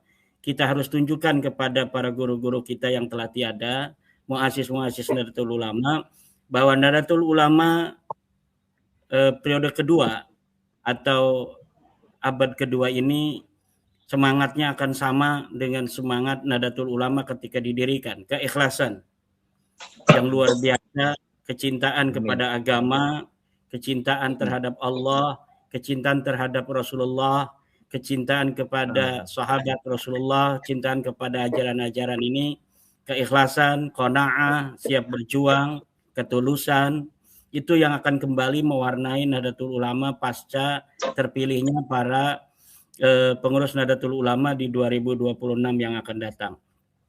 Coba kita lihat perjuangan Wali Songo Indonesia Laskar Sabilillah. Itu saya pernah mengatakan bahwa PWI-LS itu seperti Nahdlatul Ulama 100 tahun yang lalu ketika pertama didirikan. Bahu-membahu, iuran, bahkan sampai di dalam setiap tingkatan di perjuangan Wali Songo Indonesia itu sampai ada 2-3 pengurus rebutan untuk menjadi pengurus di PWI-LS. Padahal kalau setiap ada acara di PWI-LS itu selalu iuran. Tapi mereka tidak sama sekali merasa terbebani dengan adanya iuran organisasi, dengan adanya ongkos untuk kegiatan organisasi. Kenapa? Karena di situ ada semangat.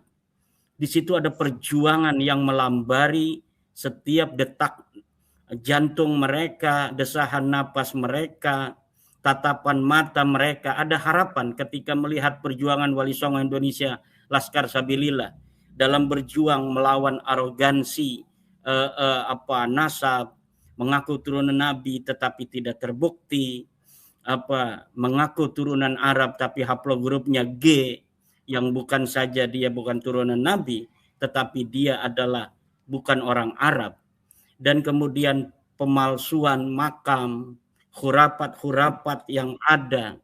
Nah, ini warga Nahdlatul Ulama perhatiannya kepada perjuangan Wali Songo Indonesia Laskar Sabilillah ini luar biasa.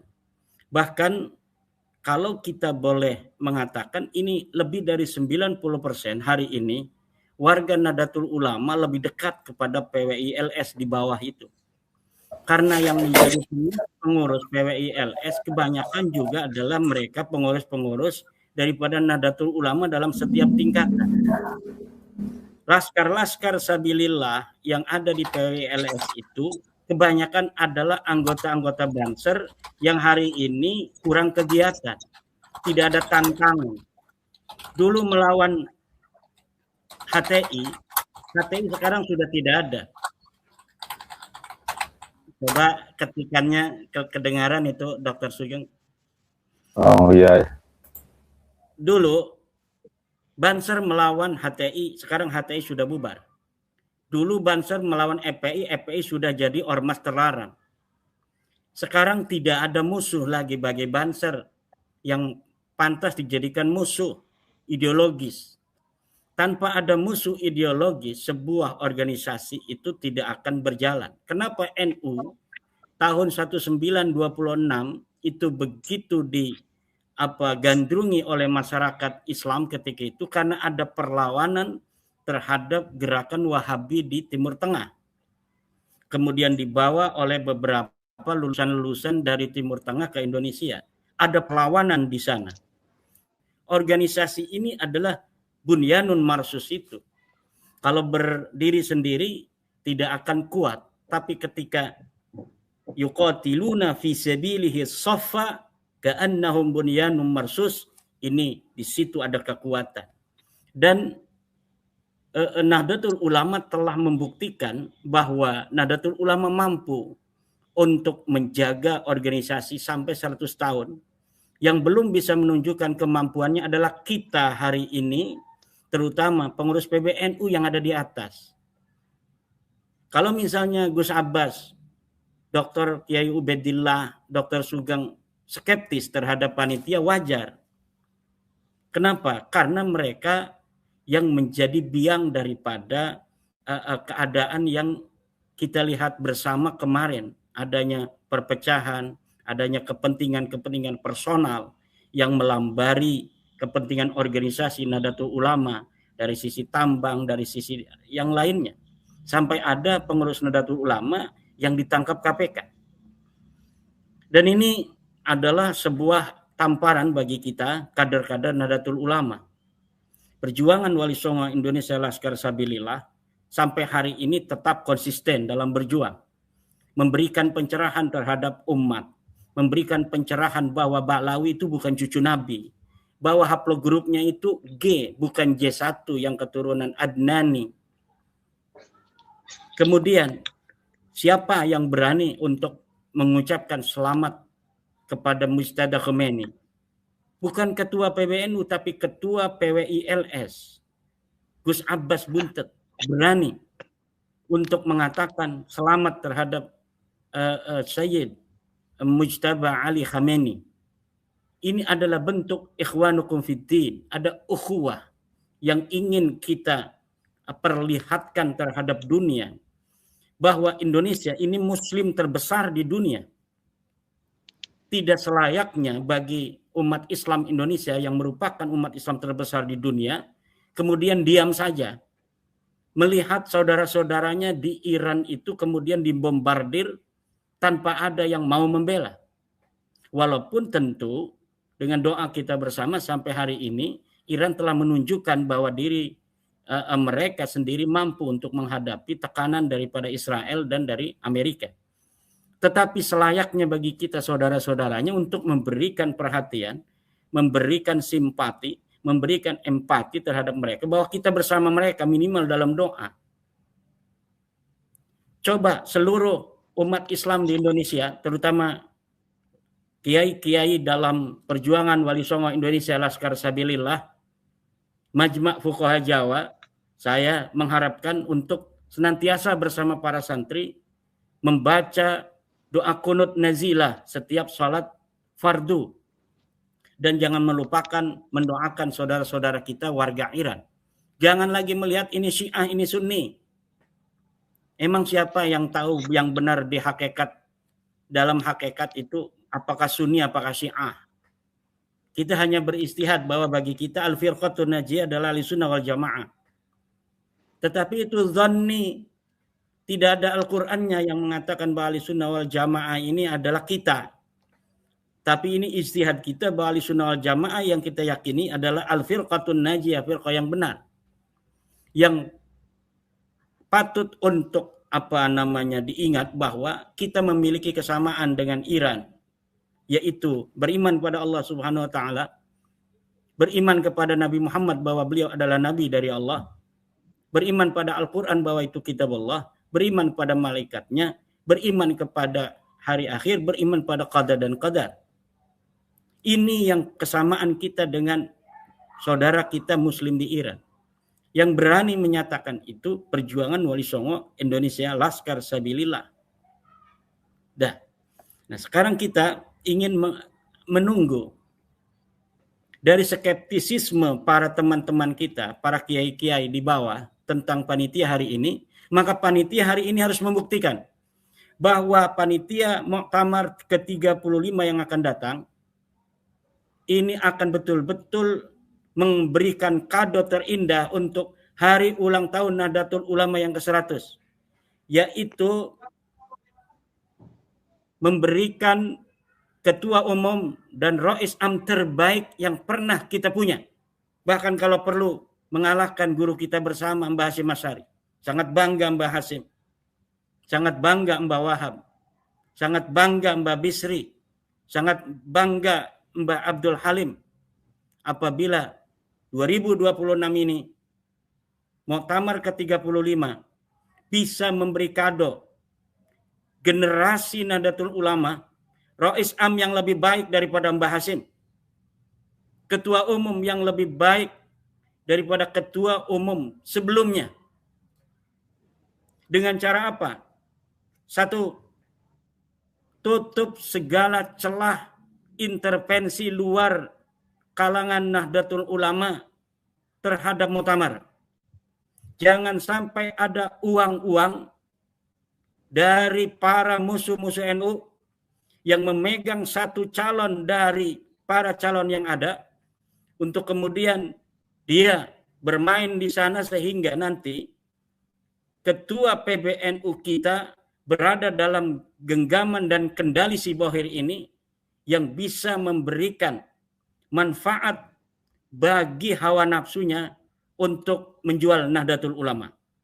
Bagaimana cara menutup keran ini? Yaitu dengan merubah sistem pemilihan ketua. Kalau perlu sistem ahlul hali wal aqdi, saya ulangi lagi, yang Muktamar kemarin digunakan untuk memilih Rais Am, digunakan untuk memilih ketua umum. Dua-duanya dipilih secara musyawarah. Sehingga tidak ada lagi jeritan-jeritan kesedihan daripada wali-wali Allah yang ada di bawah.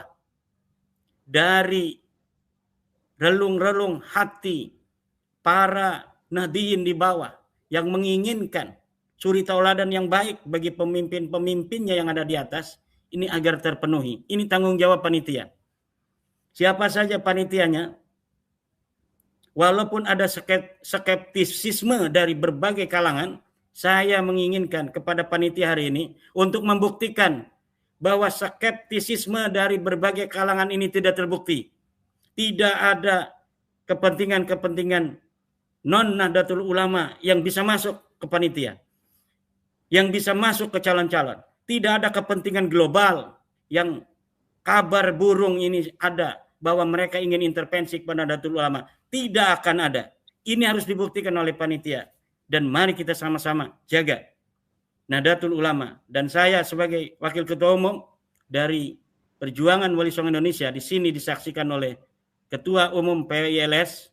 Kepada seluruh PWILS saya mengharapkan agar memanjatkan doa kepada Allah Subhanahu wa taala, para kiai-kiai di PWILS, para pimpinan-pimpinan pondok pesantren yang tergabung dalam Perjuangan Wali Songo Indonesia Laskar Sabilillah, agar pemimpin NU yang terpilih dalam Muktamar 2026 ini adalah yang terbaik untuk warga Nahdiyin, untuk kiai-kiai Jawa, untuk kiai-kiai Nusantara, yang tidak memberikan sedikit pun celah bagi Bahlawi untuk menguasai Nahdlatul Ulama, yang tidak memberikan celah sedikit pun bagi siapapun politisi global untuk bisa mengendalikan Nahdlatul Ulama. Nahdlatul Ulama harus menjadi sebuah organisasi yang mandiri, yang independen, murni untuk menjaga pondok pesantren, menjaga kiai, menjadi penyambung lidah warga Nahdiyin, penyambung lidah para santri, menjaga kepentingan-kepentingan kiai, kepentingan ulama, kepentingan mustad'afin, kepentingan yatama, kepentingan armalah, kepentingan orang-orang yang terzalimi, orang-orang yang tidak beruntung. Disitulah Nahdlatul Ulama harus berdiri untuk menjaga semuanya dan mendapatkan keadilan dari negara Kesatuan Republik Indonesia, negara yang sangat dicintai oleh para pendiri-pendiri Nahdlatul Ulama, negara yang sangat dicintai oleh guru-guru kita di Nahdlatul Ulama. Pemerintah boleh intervensi untuk membantu terselenggaranya sukses, bukan intervensi siapa yang harus jadi yang sesuai dengan kepentingan daripada politisi. Tidak boleh. Negara harus menjadikan Nahdlatul Ulama ini aset yang harus dijaga kemandiriannya, independensinya. Untuk apa? Untuk menjaga Indonesia selama-lamanya tetap ada sebagai negara yang berdaulat, negara yang adil dan makmur, negara yang apabila ada masalah dengan negara itu, maka warga Nahdien akan bahu-membahu untuk membantu negara menjaga keamanan, menjaga ketahanan dan kedaulatan. Terima kasih, wahai para panitia muktamar, buktikan bahwa kalian tidak seperti apa yang diskeptisi oleh berbagai macam kalangan. Buktikan bahwa panitia muktamar 2026 ini bersih dari berbagai kepentingan selain kepentingan Nahdlatul Ulama. Assalamualaikum warahmatullahi wabarakatuh. Waalaikumsalam. Waalaikumsalam warahmatullahi wabarakatuh. Ada tambahan kayak Ubed atau Dr. Sugeng? Baik, saya tambahan untuk saya baca saja Mas, biar singkat Mas. Yang pertama, di kepanitiaan ini untuk menyambut muktamar nanti itu, setidaknya kepanitiaan ini itu nanti bisa memilih sosok-sosok yang memiliki kedalaman ilmu turas, integritas dalam menjaga kemurnian sanad dan mampu menjadi rujukan hukum Islam. Yang kedua, berani melakukan verifikasi sejarah dan genealogi secara objektif guna menghindari komodifikasi agama dan kesucian palsu. Ketiga, mampu mengkonsolidasi kekuatan struktural organisasi dan kultural pesantren serta menjaga kemandirian dan dari kooptasi politik. Kemudian seorang pemimpin yang menghasilkan seorang pemimpin yang memahami dinamika kekuasaan, perspektif Gramsci atau Foucault untuk membela kaum mustada'afin dan melakukan dekolonisasi pengetahuan, Mas. Biar tidak terjadi, kan begini Mas Serli, ini penting. Kalau Amerika dan Israel ke Iran, itu agresor secara fisik, Mas. Kalau Ba'alwi ke Nusantara, itu kolonial budaya. Kita tahu ketika era Kiai Said Akil Sirot mengproklamirkan, mendeklar tentang Islam Nusantara, yang menentang mati-matian itu dari kelompok Ba'alwi itu, Mas. Rizik Syihab dan kawan-kawan. Itu artinya mereka telah terang-terangan melakukan kolonialisasi budaya, agresor kebudayaan. Jadi ini harus disadari oleh masyarakat. Target kita untuk kesetaraan, bukan kebencian. Agar kita mengembalikan kesetaraan, jangan ada hegemoni di antara kita, istilahnya begitu, bukan kebencian. Kemudian setiap kebijakan publik didasarkan kepada perlindungan agama, jiwa, akal, keturunan, dan harta secara berkeadilan. Kita pengen punya pemimpin NU yang seperti itu, Mas Sterling. Kemudian yang terakhir, saya berharap kepada panitia ini itu nanti bisa menghasilkan pemimpin NU masa depan yang mampu mengintegrasikan nilai-nilai pesantren dengan kemajuan teknologi informasi dan metodologi sains modern. Jangan bikin malu. Pengurus PBNU anti ilmu pengetahuan. Atau kalau biar cintanya nggak salah, biar tidak salah mencintai, pengen ketemu cucu Nabi yang terkonfirmasi, kalau kurang pede mengakui cucu Nabi dari Zuriyah Wali Songo karena pesek-pesek mungkin, itu cucu Nabi yang masih bangir-bangir di Iran itu, Mas, Ali Khomeini, Ali Mustaba itu, di Maroko, di beberapa suku Houthi itu banyak suku Zuriyah Nabi itu. Daripada salah mencintai, nggak pede mengakui Zuriyah Wali Songo sendiri, mungkin karena feodal, ingin selalu muja yang datangnya dari luar negeri. Banyak kok yang luar negeri yang terkonfirmasi sebagai cucu Nabi kok.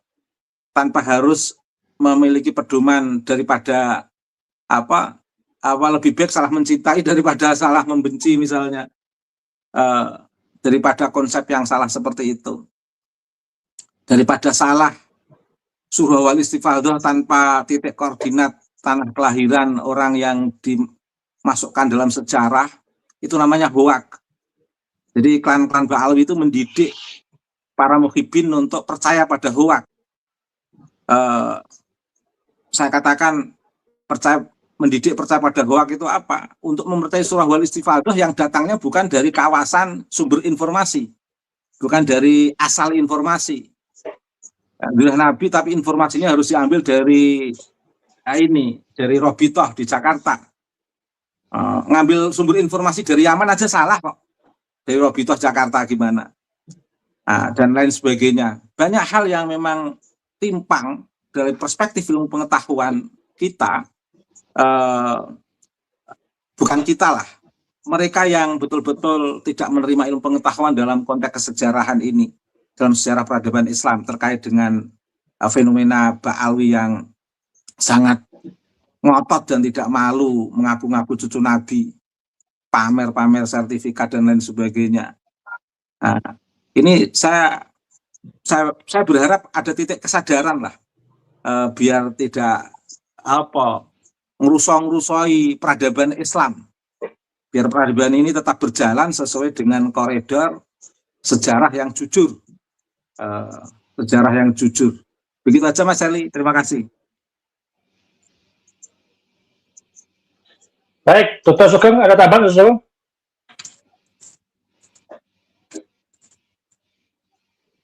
Suara apa, Dok?